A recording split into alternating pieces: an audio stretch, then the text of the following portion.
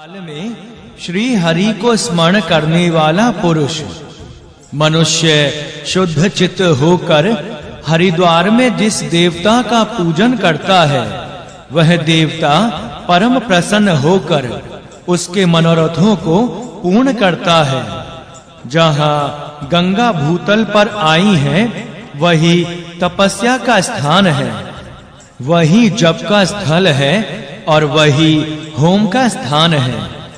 जो मनुष्य नियम पूर्वक रहकर तीनों समय स्नान करके वहां गंगा सहस्त्र नाम का पाठ करता है वह अक्षय संतति पाता है। जो नियम पूर्वक भक्ति भाव से गंगा द्वार में पुराण सुनता है वह अविनाशी पद को प्राप्त होता है।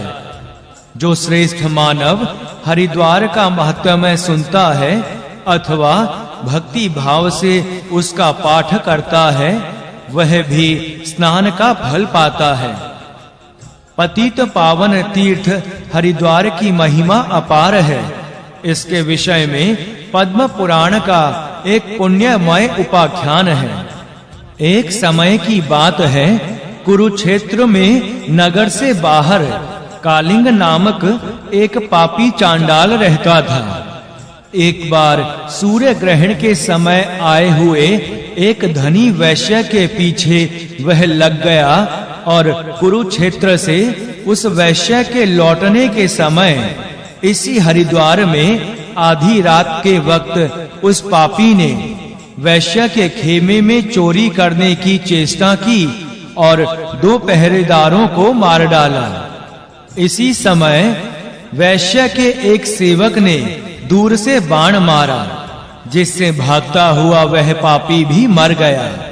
तदंतर चांडाल द्वारा मारे हुए वैश्य के 2 पहरेदार और वह चांडाल तीनों देवताओं के द्वारा लाए हुए विमान पर चढ़कर वैश्य से बोले, देखो इस तीर्थ का महत्व है।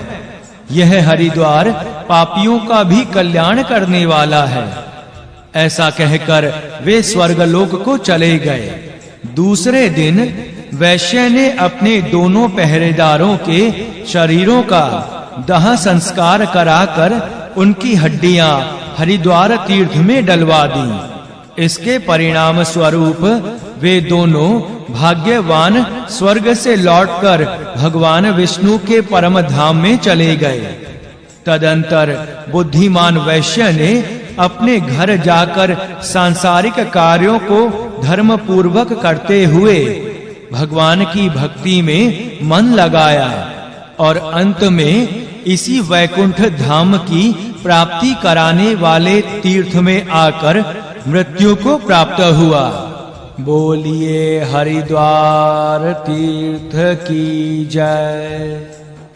जय जय श्री हरि, जय जय श्री हरि, जय जय शिव शंकर, जय जय शिव शंकर। प्रयाग महात्मय। प्रयाग तीर्थराज कहे जाते हैं। समस्त तीर्थों के ये अधिपति हैं। 7 पुरियां इनकी रानियां कही गई हैं। गंगा यमुना की धारा ने पूरे प्रयाग के क्षेत्र को 3 भागों में बांट दिया है। ये तीनों भाग अग्नि स्वरूप यज्ञ वेदी माने जाते हैं। इनमें गंगा यमुना के मध्य का भाग ग्रहपत्य अग्नि, गंगा पार का भाग अलर्कपुर अरैल दक्षिणा अग्नि माना जाता है। इन भागों में पवित्र होकर एक रात्रि निवास करने से इन अग्नियों की उपासना का फल प्राप्त होता है। प्रयाग में प्रति वर्ष माघ मास में मेला लगता है। इसे कल्पवास कहते हैं। बहुत से श्रद्धालु यात्री प्रति वर्ष गंगा यमुना के मध्य में कल्पवास करते हैं। कल्पवास कोई सौर मास की मकर संक्रांति से कुंभ की संक्रांति तक मानते हैं और कोई चंद्रमास के अनुसार माघ महीने भर को मानते हैं। यहाँ प्रति 12वें वर्ष कुंभ होता है। कुंभ से छठे वर्ष अर्ध कुंभ पड़ता है। इस अवसर पर भी माघ भर प्रयाग में भारी मेला रहता है। इतिहासकारों का कथन है कि पर्व के दिनों में सम्राट हर्षवर्धन प्रयाग में आकर अपना सर्वस्व दान कर दिया करता था। प्रयाग में गंगा यमुना के संगम स्नान करके प्राणी पापों से मुक्त होकर स्वर्गलोक का अधिकारी हो जाता है और इस क्षेत्र में देह त्यागने वाले प्राणी की मुक्ति हो जाती है। ऐसे वचन पुराणों में प्राप्त होते हैं। प्रयाग के महात्म्य से सारा वैदिक साहित्य भरा पड़ा है। पद्म पुराण का वचन है, जैसे ग्रहों में सूर्य तथा ताराओं में चंद्रमा है, वैसे ही तीर्थों में प्रयाग सर्वोत्तम है।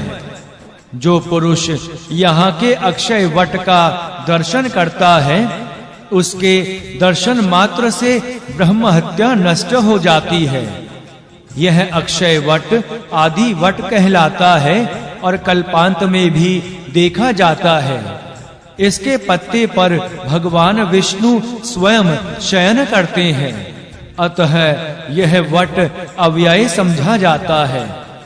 वहां भगवान माधव नाम से सुख पूर्वक नित्य विराजते हैं। उनका दर्शन करना चाहिए। ऐसा करने से मनुष्य महापापों से मुक्त हो जाता है। गोधाती, चांडाल, शठ, दुष्टचित्त, बालघाती या मूर्ख जो भी यहाँ मरता है, वह चतुर्भुज होकर अनंत काल तक वैकुंठ में वास करता है। देवर्षि प्रयाग में जो माघ स्नान करता है, उसके पुण्य फल की कोई गणना नहीं है। मत्स्य पुराण में आया है कि तीर्थराज प्रयाग की महिमा के विषय में महाराज युधिष्ठिर के द्वारा पूछने पर मार्कंडेय ऋषि जी ने कहा है कि हे राजन, प्रयाग महात्म्य का वर्णन सैकड़ों वर्षों में भी नहीं किया जा सकता है। फिर भी मैं संक्षेप में वर्णन कर रहा हूँ। प्रयाग में 60,000 धनुर्धर वीर गंगा की रक्षा करते हैं तथा 7 घोड़ों से जुते हुए रथ पर चलने वाले सूर्य सदा यमुना की देखभाल करते रहते हैं। इंद्र विशेष रूप से सदा प्रयाग की रक्षा में तत्पर रहते हैं। श्री हरि देवताओं को साथ लेकर पूरे प्रयाग मंडल की रखवाली करते हैं। महेश्वर हाथ में त्रिशूल लेकर सदा वट वृक्ष की रक्षा करते हैं। देवगण इस सर्व पापहारी मंगलमय स्थान की रक्षा में तत्पर रहते हैं। इसलिए इस लोक में अधर्म से घिरा हुआ मनुष्य प्रयाग क्षेत्र में प्रवेश नहीं कर सकता। नरेश्वर, यदि किसी का स्वल्प अथवा उससे भी थोड़ा पाप होगा, तो वह सारा का सारा प्रयाग का स्मरण करने से नष्ट हो जाएगा, क्योंकि ऐसा विधान है कि प्रयाग तीर्थ के दर्शन, नाम संकीर्तन अथवा मृतिका का स्पर्श करने से मनुष्य पाप से मुक्त हो जाता है। राजेंद्र, प्रयाग क्षेत्र में 5 कुंड हैं। उन्हीं की मध्य में गंगा बहती है। इसलिए प्रयाग में प्रवेश करते ही उसी क्षण पाप नष्ट हो जाता है।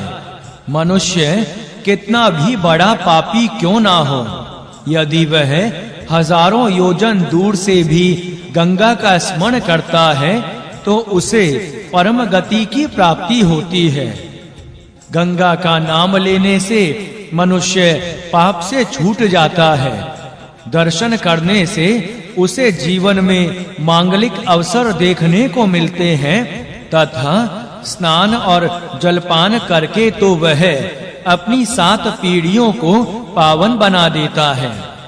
वहां सूर्य कन्या महाभागा यमुना देवी, जो तीनों लोकों में विख्यात है, नदी रूप में आई हुई हैं और साक्षात भगवान शंकर वहां नित्य निवास करते हैं। इसलिए हे युधिष्ठिर, यह पुण्य प्रद प्रयाग मनुष्यों के लिए दुर्लभ है। राजेंद्र, देव दानव गंधर्व ऋषि सिद्ध चारण आदि गंगा जल का स्पर्श कर स्वर्ग लोक में विराजमान होते हैं। दुखियों, दरिद्रों और निश्चित व्यवसाय करने वालों के कल्याण के लिए प्रयाग क्षेत्र ही प्रशस्त कहा गया है। इसे कभी कहीं प्रकट नहीं करना चाहिए। श्रेष्ठ ऋषियों का कथन है कि जो मनुष्य रोगग्रस्त, दीन अथवा वृद्ध होकर गंगा और यमुना के संगम में प्राणों का त्याग करता है, वह तपाए हुए स्वर्ण की सी कांति वाले एवं सूर्य सदृश तेजस्वी विमानों द्वारा स्वर्ग में जाकर गंधर्वों और अप्सराओं के मध्य में आनंद का उपभोग करता है और अपने अभिष्ट मनोरथों को प्राप्त कर लेता है। वहां वह संपूर्ण रत्नों से सुशोभित, अनेक रंगों की ध्वजाओं से मंडित, अप्सराओं से खचाखच भरे हुए, शुभ लक्षण संपन्न दिव्य विमानों में बैठकर आनंद मनाता है तथा मांगलिक गीतों और बाजों के शब्दों द्वारा नींद से जगाया जाता है। इस प्रकार जब तक वह अपने जन्म का स्मरण नहीं करता, तब तक स्वर्ग लोक में प्रतिष्ठित होता है। तत्पश्चात पुण्यशीन हो जाने पर उसका स्वर्ग से पतन हो जाता है। इस प्रकार स्वर्ग से भ्रष्ट हुआ वह जीव सुवर्ण रत्न से परिपूर्ण एवं समृद्ध कुल में जन्म धारण करता है और समयानुसार पुनः उसी तीर्थ का स्मरण करता है तथा स्मरण आने से पुनः उस प्रयाग क्षेत्र की यात्रा करता है। ऋषि वरों का कथन है कि मनुष्य चाहे देश में हो अथवा विदेश में, घर में हो अथवा वन में, यदि वह प्रयाग का स्मरण करते हुए प्राणों का परित्याग करता है तो ब्रह्मलोक को प्राप्त होता है। नारद पुराण में प्रयाग महात्म्य की चर्चा करते हुए कहा गया है कि गंगा में जहाँ कहीं भी स्नान किया जाए वह कुरुक्षेत्र के समान पुण्यदायिनी है। उससे 10 गुना पुण्य देने वाली गंगा वह बताई गई है, जहाँ वह विंध्य पर्वत से संयुक्त होती है। काशी की उत्तर वाहिनी गंगा विंध्य पर्वत के निकटवर्तनी गंगा से 100 गुनी पुण्यदायिनी कही गई है। काशी से भी 100 गुना पुण्य वहां बताया गया है, जहां गंगा यमुना से मिलती हैं। वह भी जहां तक पश्चिम वाहिनी है वहां उसमें सहस्त्र गुना पुण्य प्राप्त होता है। पश्चिम वाहिनी गंगा दर्शन मात्र से ही ब्रह्म हत्या आदि पापों का निवारण करने वाली है। पश्चिमाभिमुखी गंगा यमुना के साथ मिली हैं। वे 100 कल्पों का पाप हर लेती हैं। माघ मास में तो वे और भी दुर्लभ है। पृथ्वी पर वे अमृत रूप कही जाती हैं।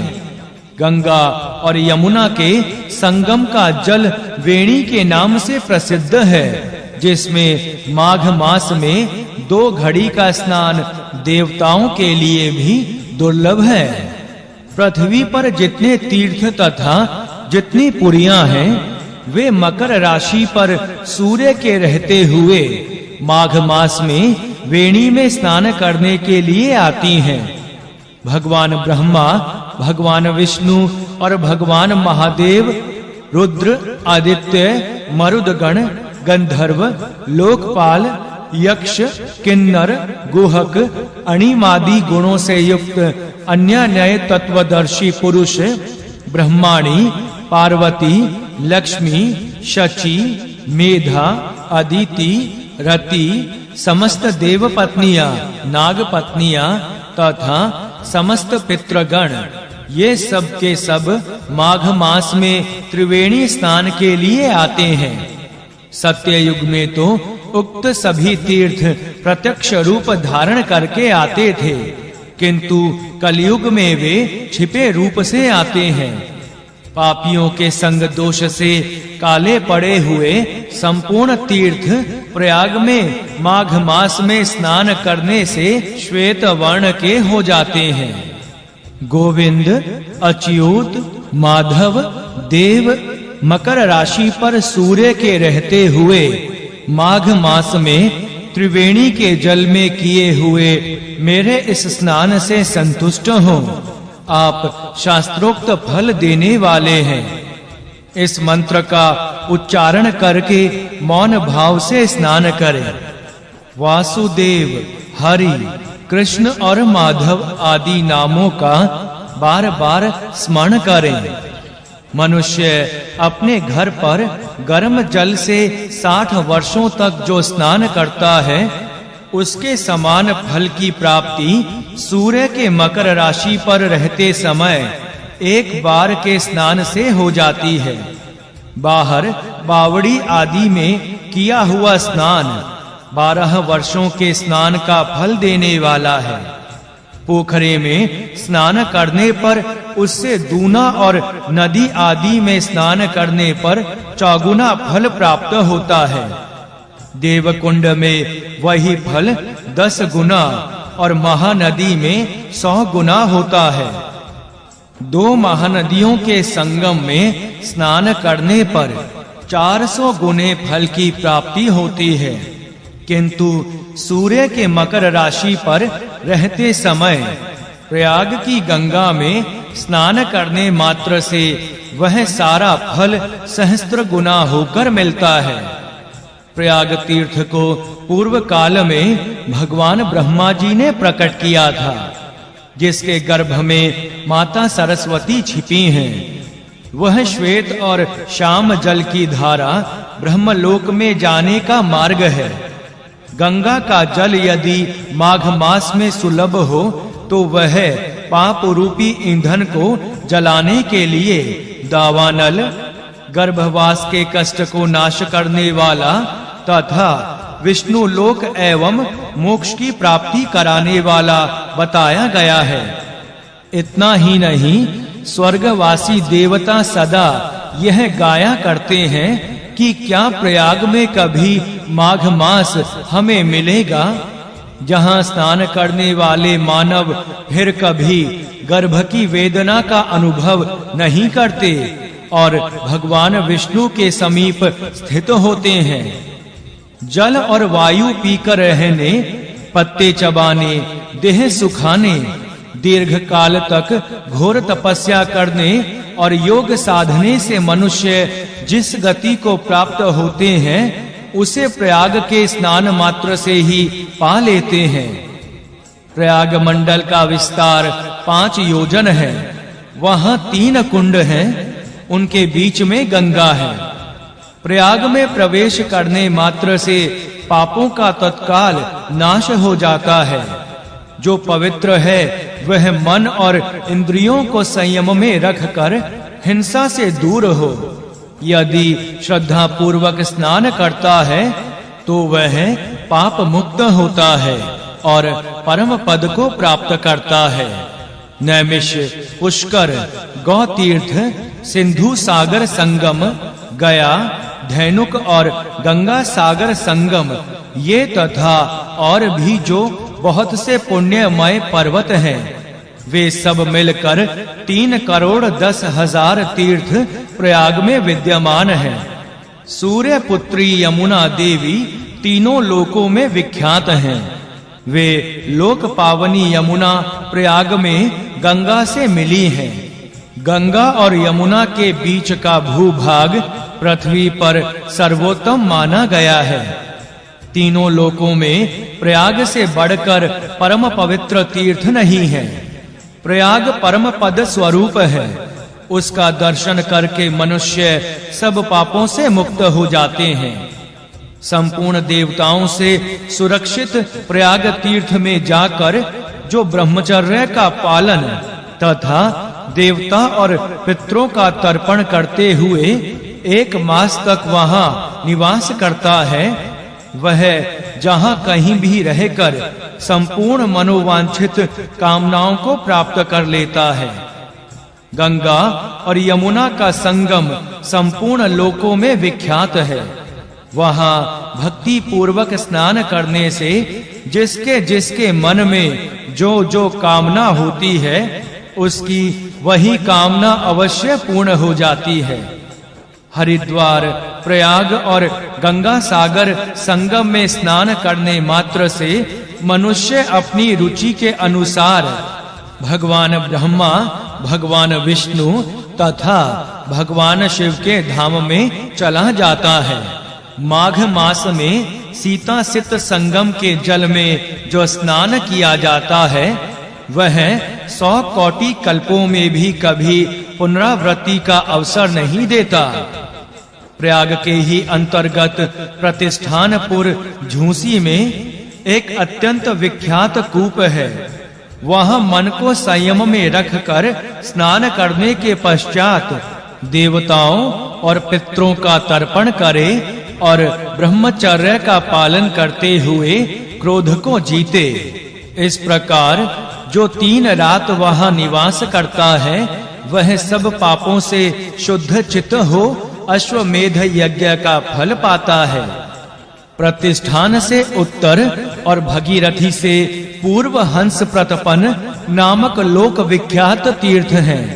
वहां स्नान करने मात्र से अश्वमेघ यज्ञ का फल प्राप्त होता है और जब तक चंद्रमा और सूर्य रहते हैं तब तक वह स्वर्गलोक में प्रतिष्ठित होता है। तदंतर वासुकी नाग से उत्तर भोगवती के पास जाकर दशावमेघ तीर्थ है, वह परम उत्तम माना गया है। वहां स्नान करके मनुष्य अश्वमेघ यज्ञ का फल पाता है और यह लोक में धनाढ्य रूपवान दक्षदाता एवं धार्मिक होता है। चारों वेदों का स्वाध्याय करने वाले पुरुषों को जो पुण्य प्राप्त होता है, सत्यवादियों को जो फल मिलता है और अहिंसा के पालन से जो धर्म होता है, उन सब का फल दशाश्वमेध तीर्थ में जाने मात्र से मिल जाता है। पायसी के उत्तर और प्रयाग के दक्षिण तट पर शरण मोचन नामक तीर्थ है जो परम उत्तम माना गया है। वहां स्नान करके 1 रात रहने से मनुष्य सब शरणों से मुक्त हो जाता है और देवता होकर स्वर्ग लोक में जाता है। प्रयाग में मुंडन कराना अत्यावश्यक होता है क्योंकि मनुष्यों के सब पाप केशों की जड़ का आश्रय लेकर टिके रहते हैं। अतः प्रयाग तीर्थ में स्नान करने से पहले मुंडन करा लेना चाहिए। यदि पोष और माघ के महीने में श्रवण नक्षत्र, व्यतिपात योग तथा रविवार से युक्त अमावस्या तिथि हो तो उसे अधोदय पूर्वक समझना चाहिए। इसका महत्व 100 सूर्य ग्रहण से भी अधिक होता है। यदि प्रयाग तीर्थ में अरुणोदय के समय माघ मास शुक्ला सप्तमी प्राप्त हो तो वह 1000 सूर्य ग्रहणों के समान है। यदि अयना आरंभ के दिन प्रयाग का स्नान मिले तो कोटि गुना पुण्य होता है और विश्व योग में लाख गुने फल की प्राप्ति होती है। षडतीति तथा विष्णुपदी में सहस्त्र गुना पुण्य प्राप्त होता है। अपने वैभव विस्तार के अनुसार सबको प्रयाग में दान करना चाहिए। इससे तीर्थ का फल बढ़ता है। जो गंगा और यमुना के संगम पर कन्यादान करता है वह उस पुण्य कर्म के प्रभाव से कभी भयंकर नरक का दर्शन नहीं करता।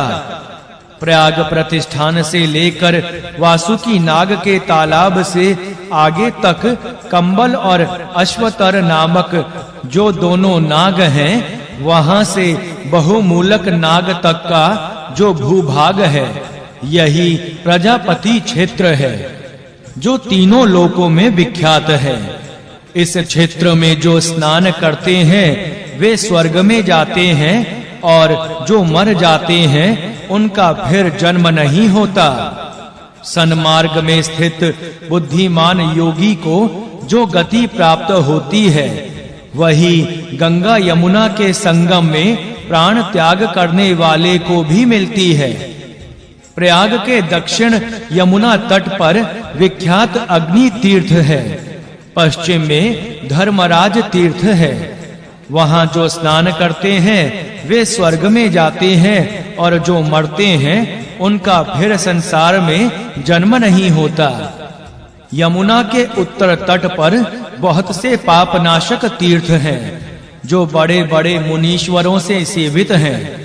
उनमें स्नान करने वाले स्वर्गलोक को जाते हैं, और जो मर जाते हैं उनका मोक्ष हो जाता है। गंगा और यमुना दोनों का पुण्य फल एक समान है। केवल जेठी होने से गंगा सर्वत्र पूजी जाती हैं। पद्म पुराण में प्रयाग तीर्थ की महिमा के विषय में एक बहुत ही सुंदर कथा आई है, जो इस प्रकार है। नर्मदा नदी के किनारे महिष्मतीपुरी में एक रूप यौवन संपन्ना, नाच गान में निपुण मोहिनी नाम की वैश्या रहती थी। धन के लोभ में उसने अनेक महापाप किए थे। वृद्धा अवस्था आने पर उसको सद्बुद्धि आई, और उसने अपना धन बगीचे, पोखरे, बावली, कुआं, देव मंदिर और धर्मशाला बनवाने में लगाया। यात्रियों के लिए भोजन और जगह-जगह जल की भी व्यवस्था की। एक बार वह बीमार पड़ी और अपना सारा धन ब्राह्मणों को देना चाहा, पर ब्राह्मणों के ना लेने पर उसने एक भाग अपनी दासियों को और दूसरा परदेशी यात्रियों को दे दिया, और स्वयं निर्धन हो गई। इस समय जरद्रवा नामक मोहिनी की एक सखी उसकी सेवा करती थी। भाग्यवश कुछ दिनों में वह अच्छी हो गई, पर निर्धनता की अवस्था में जरद्रवा के घर रहने में उसे बड़ा संकोच हुआ, और वह घर से निकल गई। एक दिन मोहिनी वन के मार्ग से जा रही थी। चोरों ने उसके पास धन समझकर लोभ से उसे मार दिया, पर जब धन नहीं मिला तब वे उसे वन में ही छोड़कर चल दिए। अभी मोहिनी की सांसें चल रही थी। उसी समय एक वानप्रस्थी महात्मा इस प्रयाग के जल को कमंडलू में लिए वहां आ पहुंचे, और तीर्थ की महिमा कहते हुए उन्होंने मोहिनी के